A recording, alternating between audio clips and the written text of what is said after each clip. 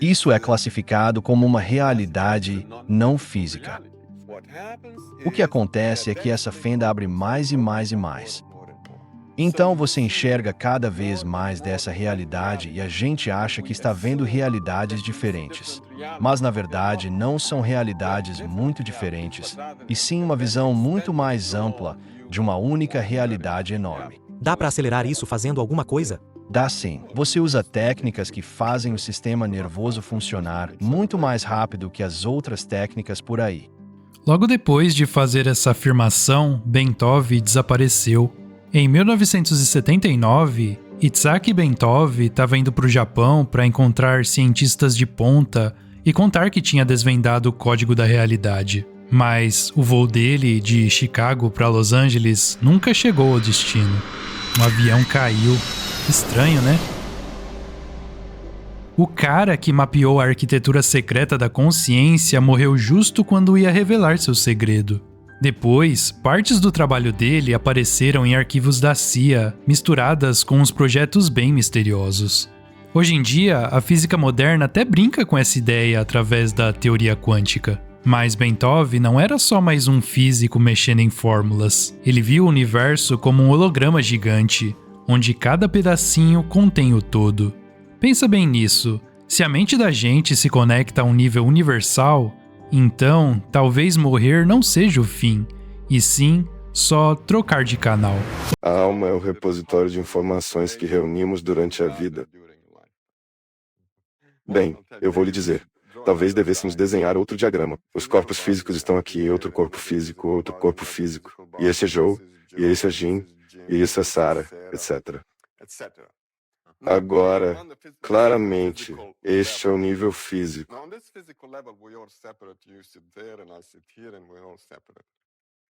Agora vamos desenhar outro nível. Esse nível é um pouco mais alto, e vamos chamar isso de nível da alma, sim? Bem, haverá alguns se misturando aqui. Vamos desenhar essa pessoa como estendendo para praticamente o infinito dessa maneira. Agora veja o que acontece. No nível físico, somos separados. Nós somos separados. E há tanta distância entre nós. Digamos que no nível da alma essa pessoa se estende tanto e a outra pessoa fica um pouco misturada com ele. Ou seja, as almas são de certa forma em contato um com o outro. Ok, eles se sobrepõem, essas duas linhas. Agora vamos para um nível superior. E vamos chamar isso, digamos, o nível do eu superior, que é o tipo de chefe da alma. Lá o que descobrimos é que o eu superior desse sujeito se estende muito e o outro sujeito se estende tanto.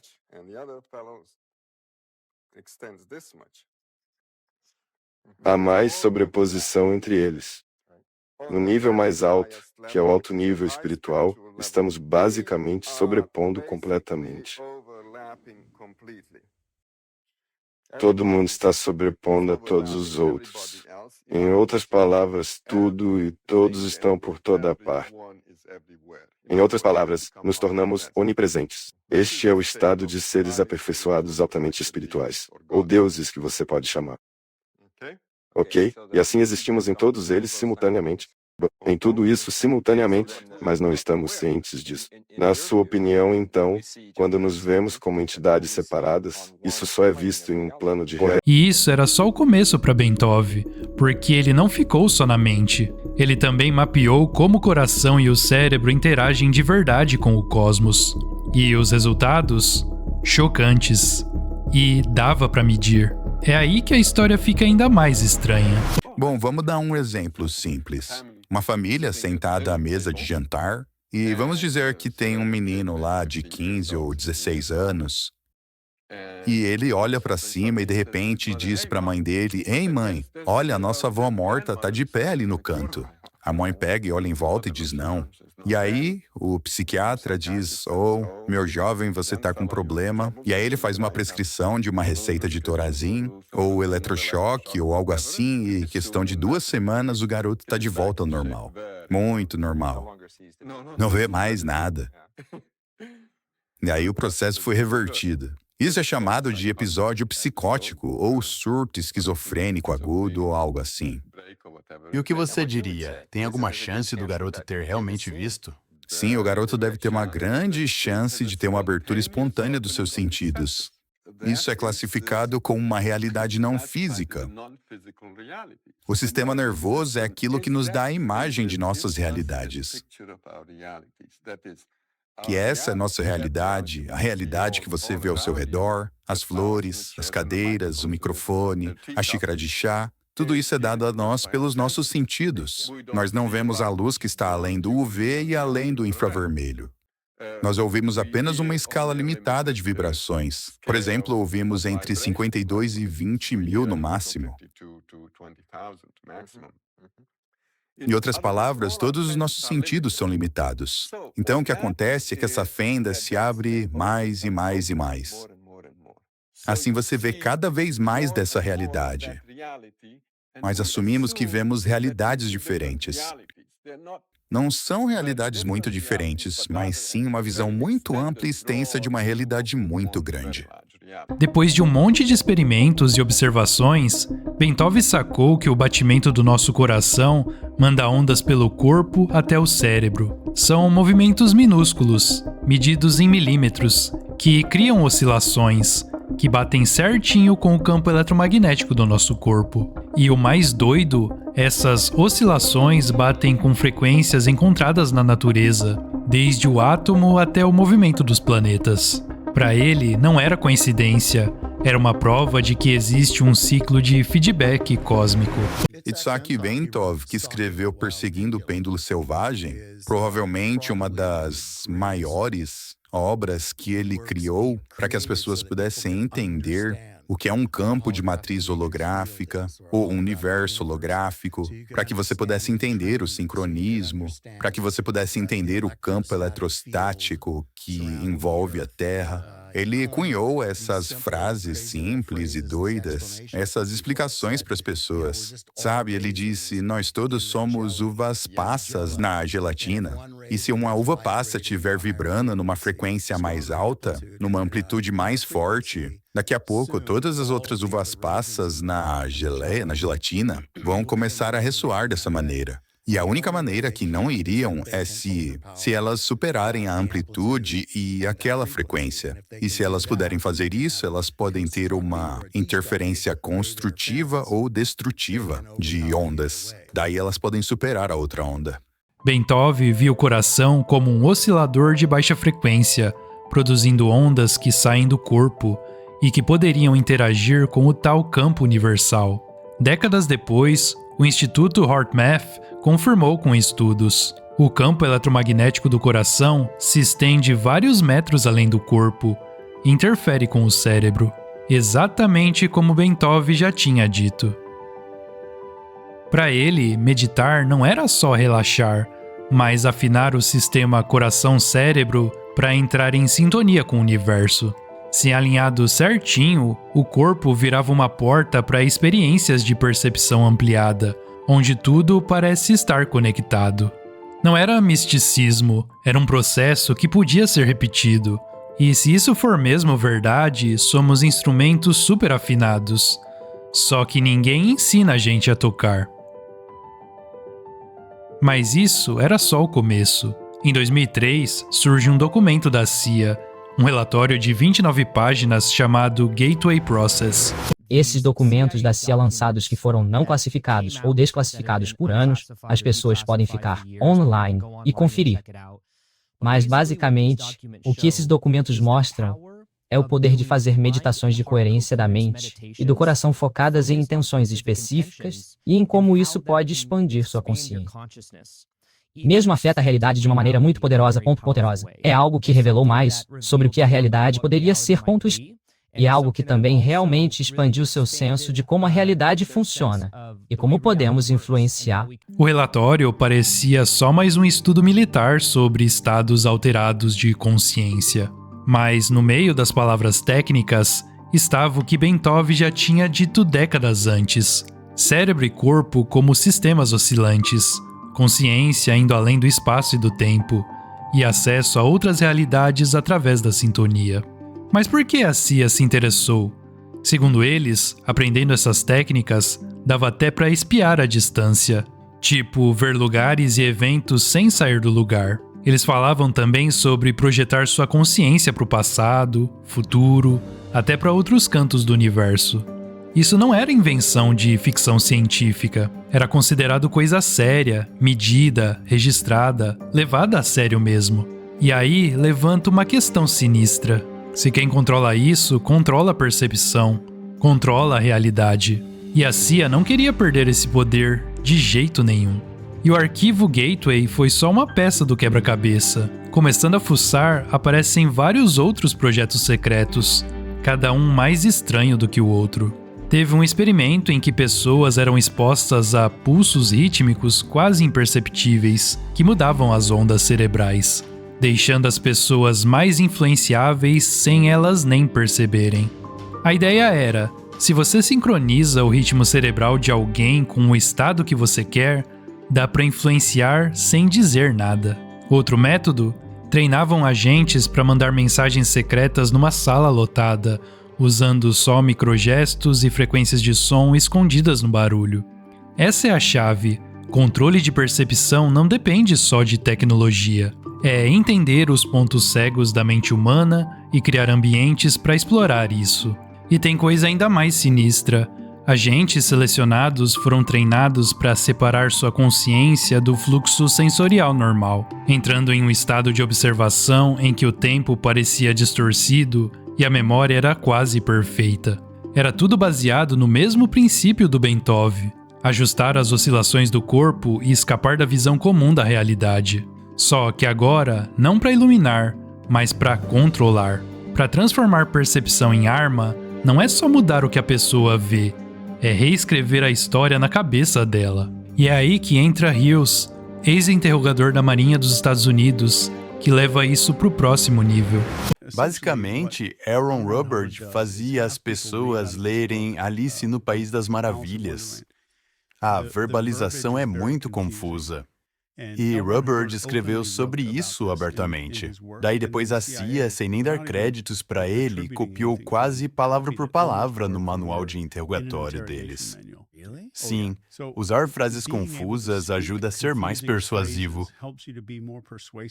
Eles descobriram isso nos anos 50 e 60, que se eu confundir seu cérebro, ele reage como alguém caindo. Então, se imagina caindo, seus braços e pernas procurando algo para se segurar. E aí a primeira coisa que ele vê em volta, ele se agarra, não importando o quê. Mesmo se for um arbusto cheio de espinhos, certo? Ou seja, qualquer coisa sólida naquele momento de confusão vai ser agarrada. E a versão disso no cérebro é, se a pessoa está confusa, a primeira informação lógica, depois de ouvir que está confuso, vai ser automaticamente aceita, ou mais automaticamente aceita, sem ser examinada ou escrutinizada pelo cérebro. Hughes treinou militares e espiões nas técnicas mais avançadas de influência. E ele é direto, a confusão é intencional. É tudo planejado. Ele chama isso de percepção controlada. A ideia é desmontar aos poucos o mapa mental da pessoa e colocar outro no lugar, sem que ela perceba. Olha só como funciona. Primeiro, sobrecarrega o alvo com verdades que se contradizem. O cérebro pira tentando resolver a confusão, e nessa hora fica aberto para sugestões. Depois, mistura sinais, cores, símbolos, sons, tudo para fugir dos filtros conscientes. Aos poucos, a narrativa interna da pessoa vai mudando e ela acredita que essa ideia foi dela desde o início. Hughes avisa: feito em massa, isso cria realidades paralelas na sociedade. Duas pessoas podem até morar no mesmo mundo físico, mas vivem realidades mentais totalmente diferentes, e cada uma tem certeza de que está certa. E aí, a influência de Bentov se cruza com as táticas modernas. Se a percepção humana é um sistema que dá para afinar, quem controla a percepção tem um manual de funcionamento da mente coletiva. Hoje em dia, nem precisa mais de laboratório, nem especialistas. Essas ferramentas já estão nas mídias, na cultura, até numa conversa de bar. Uma vez instalada a nova percepção, é quase impossível voltar atrás. Só que agora, na era digital, Tudo isso foi ainda além. O que antes precisava de agentes treinados e controle total de ambiente, virou parte de tudo que a gente usa na internet. O objetivo é simples: moldar a lente pelo qual você enxerga a realidade. O Google foi incubado e financiado pela CIA e NSA e DARPA. E como o algoritmo PageRank e todo o IP proprietário usado no Google foi desenvolvido primeiro no DARPA. E havia essas duas pessoas listadas naquele artigo da CIA e da NSA que estavam visitando Sergey Brin muitas vezes quando ele o estava desenvolvendo e testando. E eles estavam financiando isso. E isso é comprovado. Sim, ponto. Este é o artigo dele aqui. Como a CIA fez do Google dentro da rede secreta. A estrutura criada por essas empresas não só responde perguntas, mas mapeia o comportamento, preferências e padrões de pensamento do mundo inteiro. Cada busca, cada clique, cada rolar de tela ajuda a máquina a entender e a prever o que vai te influenciar. Quanto mais informação, mais fácil fica prever e até programar o seu comportamento. Se você usar especificamente a luz azul, ela na verdade destrói as vias de recompensa da dopamina no seu cérebro. E só para você saber, a Meta e o Google hoje são os donos dessas patentes. O detalhe que o Cruze traz: a influência não tá só no conteúdo, tá até na luz da tela. Ficar muito tempo olhando essa luz mexe com o seu cérebro, derruba a dopamina, te deixa menos motivado e mais receptivo ao que é mostrado. No final, não é só mostrar ou esconder informações, é criar um ambiente onde certas ideias penetram fácil e outras se apagam devagar.